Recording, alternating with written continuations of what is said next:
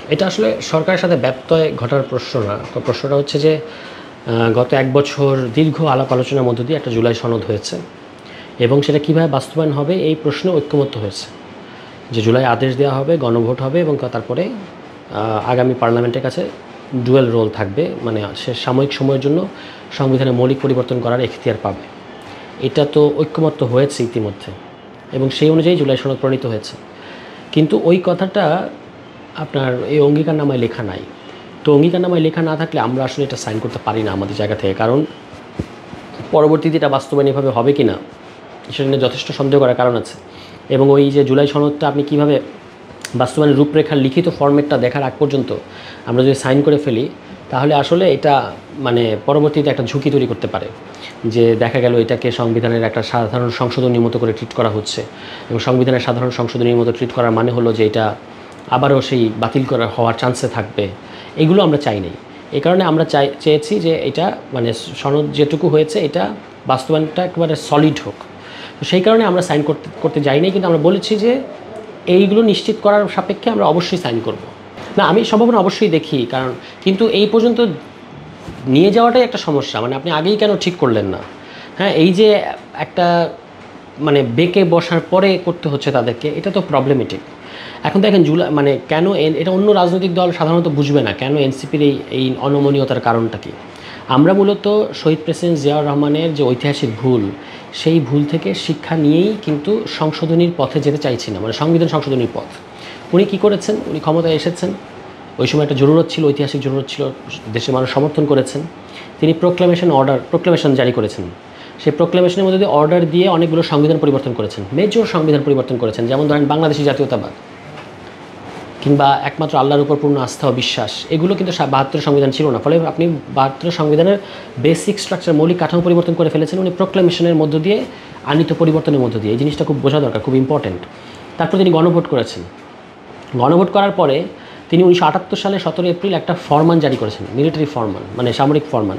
এবং ফরমান মানে এই যে আমরা এখন যে প্রোক্লেমেশন বলছি, আমাদেরটা মিলিটারি ফরমান না, কিন্তু দুইটি প্রোক্লেমেশন, ওইটাও মিলিটারি প্রোক্লেমেশন, এটা হচ্ছে আপনার গণঅভ্যুত্থানের প্রোক্লেমেশন। তিনি 17 এপ্রিল একটা ফরমান জারি করে বললেন যে আগামী নির্বাচন, যে নির্বাচনটা 79 সালে হলো, এই নির্বাচনটা একই সাথে গণপরিষদ ও আইনসভা নির্বাচন হবে, যে কথাটা আমরা এখন বলছি।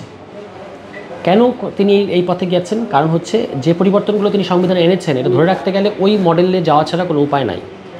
কিন্তু আমার ধারণা পরবর্তীতে তিনি এই পথে যান নাই। তিনি একটা সাধারণ পার্লামেন্টারি নির্বাচন দিয়েছেন, সংসদীয় নির্বাচন দিয়েছেন। আমার ধারণা কোনো মাথামোটা উকিল ওনাকে বুঝিয়েছেন যে এইটা করতে হবে না, আপনি সংসদে যাবেন, সংসদে গিয়ে সংশোধনী করলেই হবে। এখন সংসদে গিয়ে উনি সংশোধনী করেছেন, দ্যাট ইজ পঞ্চম সংশোধনী, 5th অ্যামেন্ডমেন্ট। ওই যে পরিবর্তনগুলো তিনি আগে করেছেন এগুলোই জাস্ট এখানে তিনি ইনকর্পোরেট করেছেন, আর কিন্তু পঞ্চম সংশোধনীতে নতুন কিছু করেন নাই। পরিবর্তনগুলো আগেই করা, ওই পরিবর্তনটাকে তিনি এখানে কনস্টিটিউশনালাইজ করেছেন। মুশকিলটা কি? সংশোধনী করলেন মানেই হচ্ছে ৭২ সংবিধানের বেসিক স্ট্রাকচারের ভেতরে আপনি চলে গেলেন। কিন্তু আপনি আগে কিন্তু যে পরিবর্তনগুলো করেছিলেন ৭৯ পার্লামেন্টের আগে, সেগুলো হচ্ছে মৌলিক কাঠামোর পরিপন্থী, মৌলিক কাঠামোকে আউটলিভ করে। ফলে আপনাকে ওই গণপরিষদ কাম পার্লামেন্ট ওইটাই ভালো মডেল ছিল, কিন্তু সেটাতে আপনি গেলেন না যাওয়ার ফলে জিয়াউর রহমান সাহেব যতদিন ছিলেন উনি মারা যাওয়ার পরে, শহীদ হওয়ার পরে, এই দেখেন আওয়ামী লীগ কিছুদিন আগে, মানে আওয়ামী লীগ ক্ষমতায় এসে প্রথমেই যে কাজটা করলো পঞ্চম সংশোধনীকে অবৈধ ঘোষণা করেছে।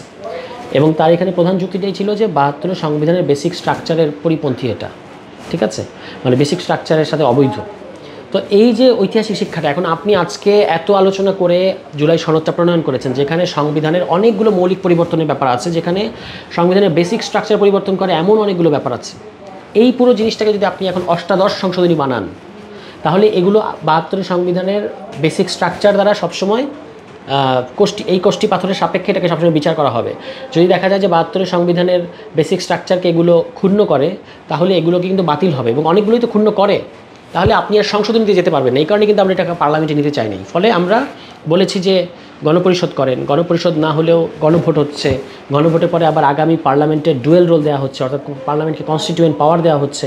এই যে মেথোডোলজি, এটা যাওয়ার কারণটাই হচ্ছে জিয়াউর রহমান সাহেবের ওই ভুলটা থেকে বের হয়ে আসার চেষ্টা করা।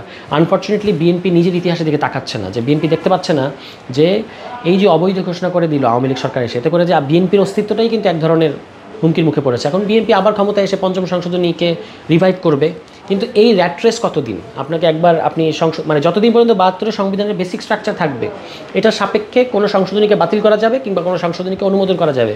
আমরা তো যে পরিবর্তনগুলোর কথা বলেছি সেই পরিবর্তনগুলো এই মৌলিক কাঠামোকেই পরিবর্তন করে, ফলে এটাকে শুধু সংসদে নিয়ে যাওয়া যায় না এবং এই পদ্ধতিটা পরিষ্কারভাবে উল্লেখ থাকতে হবে, যেটাতে ঐক্যমত্য হয়েছে।